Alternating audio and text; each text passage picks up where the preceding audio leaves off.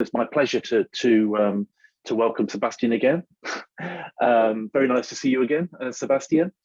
Sébastien is Assistant Secretary and Head of the Financial Sector Department of the French Treasury, and he's going to be our next, or deliver our next keynote speech. So Sébastien, please, over to you. Thank you, Daniel, and hello to everyone. Thank you to Afore for having organized this seminar, and thank you to the speakers for this today webinar on the pivotal topic of taxonomy. Taxonomy is indeed at the core of the European Commission's strategy undertaken on sustainable finances since 2018. Reallocating capital flows on a low carbon trajectory requires sharing a common language and even first a common alphabet of transition and sustainability for all sectors of the economy. Financing gap to reach the European Union's transition goals towards a more sustainable economy is estimated to range between 180 and 270 billion euros annually until 2030. That will require a combination of public and private investment, a huge combination of huge public and private investment. Article 21C of the Paris Agreement provides that there is a need to make finance flows consistent with a pathway towards low greenhouse gas emissions and climate resilient development. Yet, it's only because the roadmap is clear, science-based, and shared that the financial system can build genuinely sustainable investment strategies and accompany the transition of corporates. This is, to me, the objective of the EU taxonomy. There are, of course, many operational and technical issues around the taxonomy, as well as development and supervision issues, and this webinar have had to understand them. But sustainable financial interventions have so far mostly relied on informational policies to achieve asset allocation targets. These informational policies encompass both the improvement of the quantity and quality of climate-related information available to financial market players and the provision of a clear, shared set of definitions, rules, and instruments. The main objective is therefore to bridge the market failures stemming from imperfect and asymmetric information and to restore market efficiency.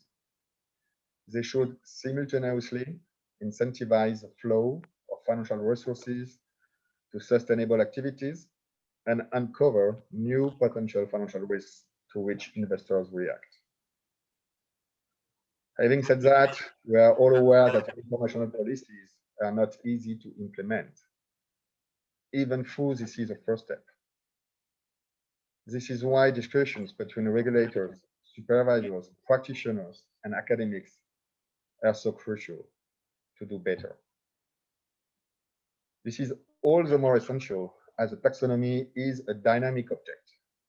Its climate objectives have not been finalized and will be supplemented by an additional delegated act between now and the fall of 2021, and progressively upon instruction from the platform.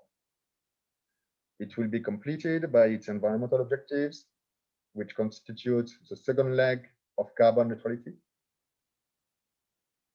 which means the preservation of living carbon sinks, such as soils, oceans, and forests.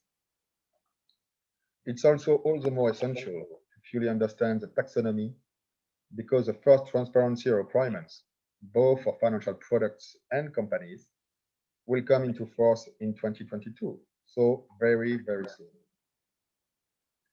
That's why the taxonomy is a transition tool and must be further developed as such. The taxonomy should not only constitute the metric system of sustainability, so-called, for the financial and private sector in the European Union, but also be used as a tool and guide for mainstreaming the ecological transition in financial decision making. In this regard, it's my firm belief that it should play a pivotal role in the development of a transition finance at the core of the renewed sustainable finance strategy. Let me recap a few basics. The EU taxonomy now covers about 90% of current greenhouse gas emissions by adopting a whole economy approach. For sectors where low carbon technologies are not already available, such as the cement, the steel, or the maritime transportation sectors, it sets sustainability criteria and the direction to be met. It defines the Union's climate pathway and provides, as such, a path for companies and financial market participants to align their business, financing, and investment activities with its technical screening criteria. As such, taxonomy aims to be a reporting tool.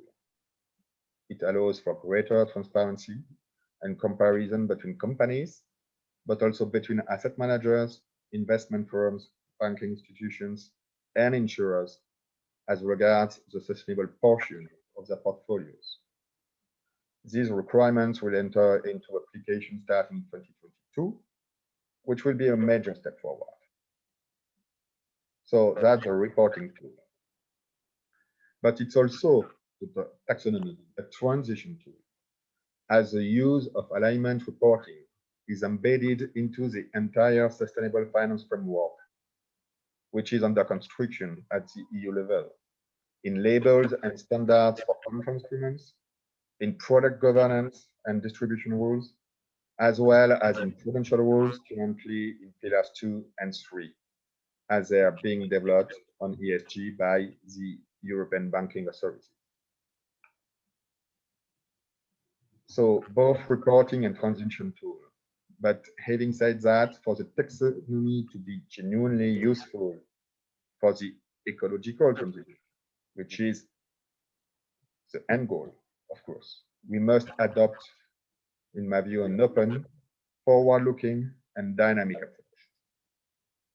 The high level of ambition of the EU taxonomy indeed narrows the activities immediately eligible to the sole sectors that are currently carbon intensive, but where decarbonized production means already exists. Yet, the decarbonation of transitional economic sectors is also key to reach climate targets. We should now focus on enabling ambitious and credible investment plans in these so-called transitional sectors to be considered as taxonomy compliant. There are two ways probably to achieve such a goal. First, by providing a reference trajectory for each sector covered in the EU taxonomy under the transitional category to reach the Climate Delegated Act's sustainability threshold. This reference trajectory would be a useful benchmark to assess firms' emission reduction strategies. Second way, by allowing companies to disclose a CapEx plan for the economic activities they pursue that should be consistent with their overall transition plan on a 1.5-degree alignment pathway. Such plans should include key characteristics such as the level of approval, steering and monitoring at the company's highest level, the maturity level of processes and technologies included in the CapEx plan, and expected decarbonation level, and an analysis of the main risks linked with the CapEx plan implementation. So reference trajectory, disclosure of a CapEx plan. As such, the EU taxonomy should be mainstreamed in the financial sector as an accurate reference for transition and sustainability. Because a crucial objective of the taxonomy goes beyond labeling sustainable products and instruments.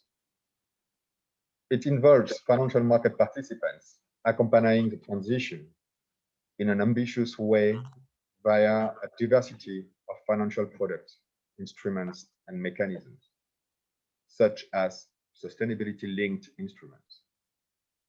This is why it's probably necessary to broaden the applicability of the taxonomy beyond already sustainable products, so that carbon reduction pathways are shared by companies and financial market participants alike, and readily operationalized in financial decisions. By reinforcing this transition feature of the taxonomy, it would offer more leeway for supervisory authorities and financial market participants to assess climate-related risks and transition risks in particular. It would, for instance, make a positive contribution to the European Banking Authority's current work on drafting implementing technical standards specifying format and instructions for Pillar 3 disclosure of prudential information on ESG risks. As such, relying solely on sustainability criteria as defined by the current delegated acts probably does not allow for a comprehensive assessment of transition risks on climate and environmental aspects. Providing access to information on the alignment on decarbonization pathways aligned with the EU taxonomy of borrowers, investee companies, and counterparts as a whole would also facilitate the assessment of climate risk at portfolio level based on relevant turnover and capex information.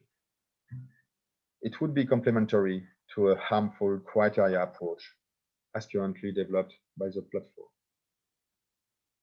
Such a broadening would by no means aim to weaken the overall level of ambition of the taxonomy.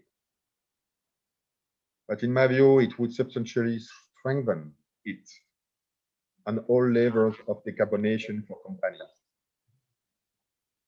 Decarbonizing hard to abate industrial processes, developing low carbon technologies, products and services, and closing fossil-based assets. Now, the EU taxonomy can be a guiding light in the development of taxonomies at the international level.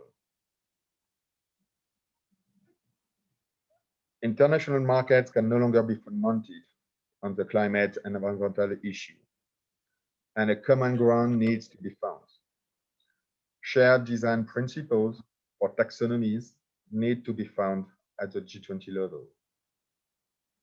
In this context, the EU taxonomy benefits from key principles that already go beyond pure green activities and ensure a science-based approach, which is key. In my view, taxonomies, as the EU taxonomy does rightly, must follow a carbon neutrality goal by 2050. It means that criteria have to follow that dual approach of substantially reducing greenhouse gas emissions and preserving the capture and storage capacity of organic carbon sinks. There should be a principle of technological neutrality, because the taxonomy aims to be dynamic by taking into account developments of a scientific and technical nature. Applying an environmental safety principle would also be key in order to ensure that ecosystems are well preserved. And last but not least, covering all sectors of the economy is key, because it's the entire economy that has to operate in the transition and to operate it urgently. On this basis only, and taking into consideration the specificities of every economic area, can probably decarbonization trajectories and alignment methodologies for investment portfolios be applied by the market. So very ambitious work, but pursuing it on a global basis is a first concern and should be one. I hope that we will tackle all these challenges. We are committed on our side to participate in this very necessary adventure. And I thank you all for your attention. Thank you. Thank you, Sébastien. Thank you very much. Do you have time just for one question? And that's the last part of it. It's particularly to the afternoon session is around the international. And it's whether you think it's realistic that, let's take the G20, and let's take one of those countries that sits around the table with France, South Africa, which is very heavily dependent on coal, very high unemployment levels. Do you think a common taxonomy really works for a country like South Africa at the level of development that they have in the economy? Oh, Daniel, I've not talked about common taxonomy. I've just talked about common principles, which okay. taxonomies throughout the world. Yeah. First, you might have some debate throughout the world about the need of a taxonomy. I hope that in the two first parts of my speech, I made clear that yes, I think it's necessary to have this common alphabet or language, but that's not enough. And the dynamic aspect is, of course, very, very important. But then at international level, as you mentioned, you have jurisdictions, countries, which start from different levels. Yeah. And when we since it's a journey, since it has to be dynamic, of course, we have to take into account the starting point.